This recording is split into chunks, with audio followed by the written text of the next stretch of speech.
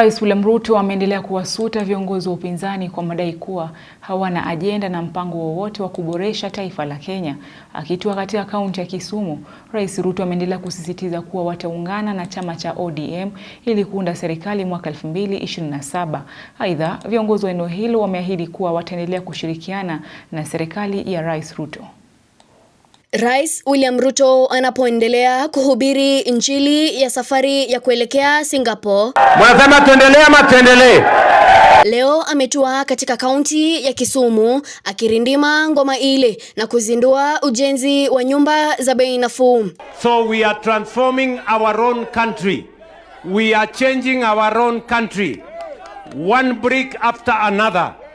One project after another until we make sure Kenya is a first world country. Na hiyo kazi tutatimiza in one generation. We are going to do it.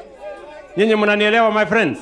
Baada ya uzinduzi huo, Rais Ruto ameendelea kuweka wazi nia yake ya kuunganisha vyama vya ODM na UDA, akiwa na ari ya kuunda serikali ya kitaifa ya mwaka 2027, akisema kuwa hii itakuwa katika juhudi za kuunganisha Wakenya wote.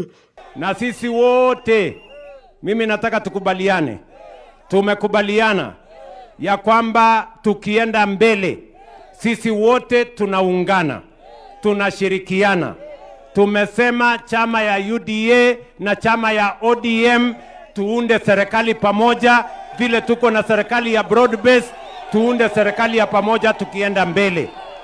Mimi nauliza nyinyi watu wa Kisumu, mnatupatia ruhusa tuunganishe serikali, tuweke coalition ya UDA pamoja na ODM tuunde serikali 2027? Mnatupatia ruhusa? Hatua hii ya rais ikipokea uungwaji mkono na baadhi ya viongozi kutoka Kisumu, wakimhakikishia Rais Ruto kuwa watamuunga mkono katika nia yake ya kuunganisha UDA na ODM mwaka 2027. Rais wetu, sisi kama jamii tumeamua ni 2 term. Na vile tumeamua tena kwa kupitia kiongozi wetu Oburu Odinga ni ya kwamba hatutatoka kwa hii serikali yako mpaka dakika ya mwisho. So you have a job to embrace us, to work with us and to shepherd this country. We were here with Oburu Odinga. We came to talk about broad-based that Raila Amolo Odinga initiated with you. And we want to tell you, as the people of Kisumu, we are on board full swing with broad-based government.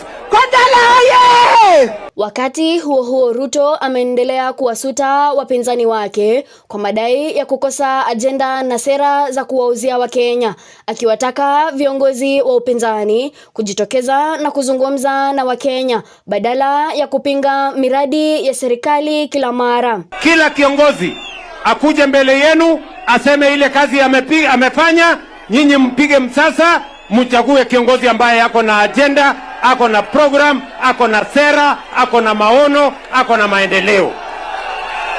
Mary Kyalo, Undugu TV.